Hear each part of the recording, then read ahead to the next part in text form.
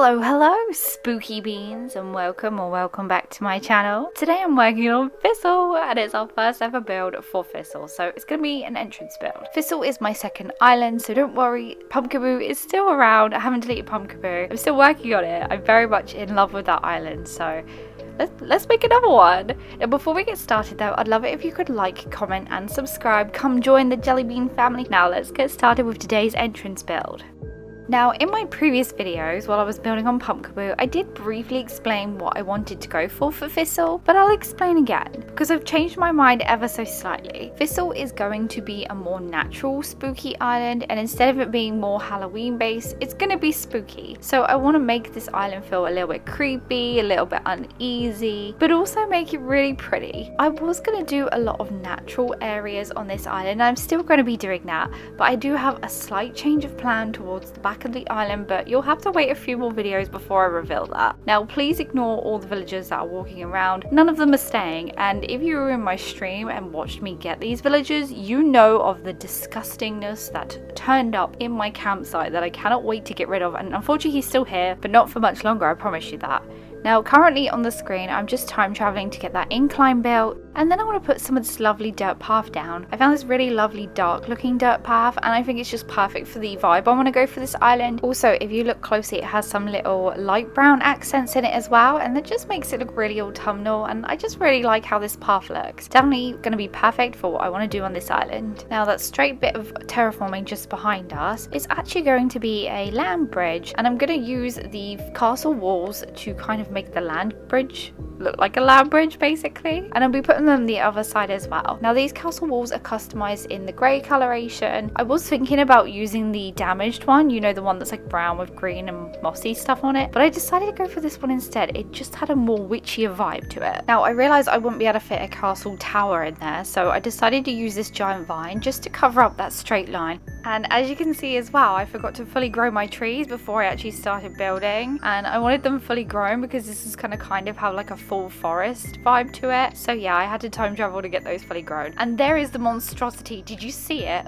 Ugh, it's disgusting. Oh my gosh, it hovers around for most of the video, so please do ignore it, and I'm sorry if he makes your eyes burn, and I'm even more sorry if he's your favorite villager because I really don't like him.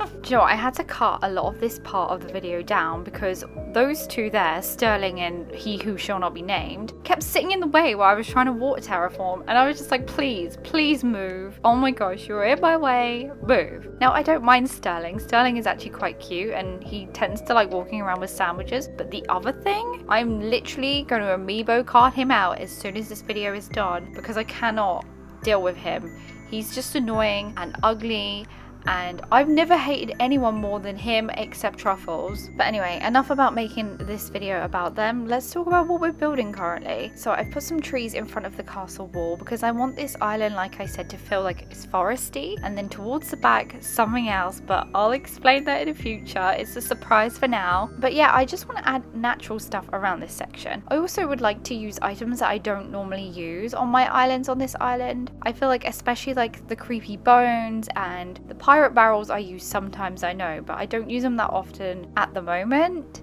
Also the giant vine items, I feel like I haven't used those since Green Bean. Actually no, I did use them on Glimmer, but they were a lighter color. I've never used this color palette of items before, so yeah, I'm very excited to be doing this. If you're wondering what the color palette is, it's just like a dark gloomy sort of color palette. I normally like to go for colorful stuff. If you've seen anything I've done before, like even Primrose was colorful because it had the white and yellow flowers and greens and reds, and overall it was just quite a nice light colored island. But Sterling, please move. Oh my gosh. And did you see he had a little sandwich? I told you, he always has a sandwich. Every time I see him, I swear that's all he's doing is munching on a little sandwich. He's obsessed with sandwiches, I swear. Look, he sat down there with a sandwich. Oh my gosh. So I'm not too keen on how these items look just by this wall here. I feel like it looks a bit too plain, so we're just going to change these two things and we'll just put something else here instead. So it's fine just to experiment, but I feel like it just needed a little bit more height there, so definitely another tree. Also, I've got this mush partition customized and strange customization. Wheatfield, of course, is made an appearance on this island. Why wouldn't it? And we've also got the broken pillar there. And just look at them two. They're just both staring at me. And Sterling still has that sandwich. Has he even taken a bite out of it yet? I don't think so. It's probably stale. So, of course, on this island, making a return along with the Wheatfield item is leaf piles. I use them on every single island in some shape or form, whether it be cherry blossom, petal piles, or whatever. But yeah, they've made a comeback. And now you really need to move out of my way because I need to put a bush here. The way I'm editing this makes it look like that trash hippo just teleported, but he didn't. And now it looks like Sterling teleported. It's just magic, okay? This is a Witchcore island, so it's full of magic. So yeah, the villagers teleported. I feel like I'm going to be using the decayed tree item a lot on this island. I've been using it a little bit on Pumpkaboo recently, but I feel like I'm going to use them on this island more. And once again, you are in my way, so please move, you disgusting hippo. He's been in my way so much on this build, it's actually becoming annoying. Like I said, as soon as this build is finished, he is going. We don't want that negativity on this island. We really don't. So if you've been following me for a while, you know I like to pick out my bushes and flowers before I start building. So for the bushes this time, I've chose to use the hydrangea bushes and the azalea bushes. Now they won't be in season, but they do have this lovely brown glow about them and like a dark greeny feel. And I think they look really nice on this island. And then as for flowers, I'm going to be using the green mums, of course, white mums, black lilies, black tulips, black cosmos, and white lilies. I just came up with those colours and thought they would be really, really nice together. And I think they'll just give the right vibe that I'm going for. I feel like flower colours are very important when you're trying to theme an island, because imagine if I put pink flowers on here, it would give a completely different vibe to this whole island. So I consider them something very important to consider when starting a theme. Now here I'm just making some more of the land bridge, and as you can see, I've used the castle wall this side. Now the terraforming for this bridge is 3 wide, but I've decided that's a bit too wide. I didn't realize that the code that I've downloaded to use for the bridge was only 2 wide, so I'm just knocking a layer of that down, and then we're pushing that wall in closer so it looks like a bridge again. And then I found this lovely wood code that I'm going to be using to go over the bridge, and it's so nice. And like I said, if you like any of the codes I've used in this video today, you'll find them in the description down below. So you can't really see much in front of this castle wall in front of resident services, and you can literally just see like that single row. So I'm probably, to be honest, going to fill it with mainly cedar trees and hardwood trees, and maybe some giant vines, decayed trees. It depends what you can see. I might just fill it with the natural items, as I call them, so the wheatfield, bushes, flowers, trees, just to make it feel a bit more foresty, because there's no point putting too much there if you're not going to be able to see it anyway. Do you know what? Originally I was thinking of doing an angled bridge on this entrance, but decided to go for a land bridge instead. I wanted to kind of block off resident services a little bit, so I'm probably going to build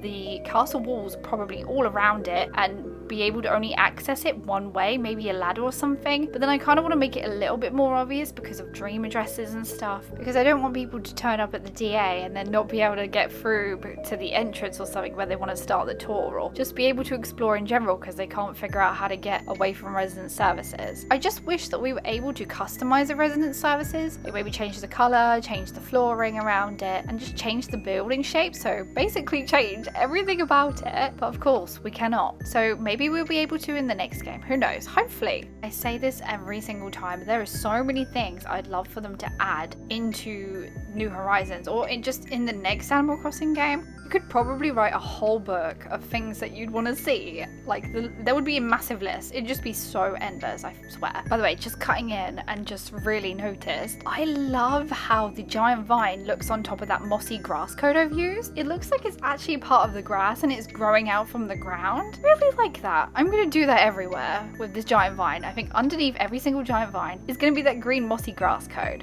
Now, I'm not really going to go much further than this bridge here because I feel like otherwise the build is just going to be completely huge. Like I said, when I build entrance builds, I can literally just build and build and build forever and not stop and end up with the whole island finished. So we're going to put a limit and put it at the end of that bridge. Now, I just want to decorate this little section down here, and I will be carrying the terraforming on at a later date to the right side of this bit. But here, I need to put something witchy. It needs to look witchy goodness. I'm going to be using the glowing moss items here as well, but what better witchy item to use than a cauldron? The suspicious cauldron is just perfect. It's so amazing. I just love this item, and if you actually tap it, it makes like a bubbly sound and like action. It's just cute. If you haven't used this suspicious cauldron on your witchy island, why not? Look at it. It's awesome.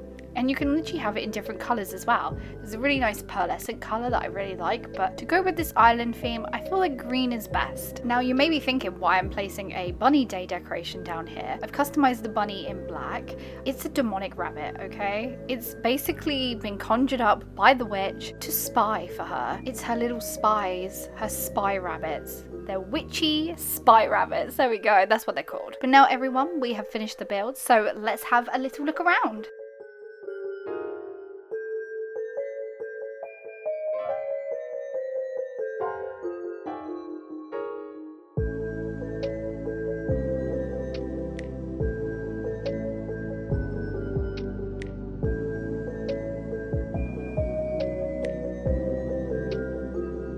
So there we have it. That was our first ever build on my witchy island Thistle. I can't wait to do even more builds on this island. I have lots of fun ideas. Also have loads of fun ideas for Pumpkaboo as well. So keep an eye on Pumpkaboo too. Now if you enjoyed this video, please be sure to give it a big thumbs up for me. Also comment down below. Let me know what's your favourite film that has witches in. Now don't forget to subscribe if you haven't already. Come and join the Jellybean family and I'll see you in my next video. Goodbye!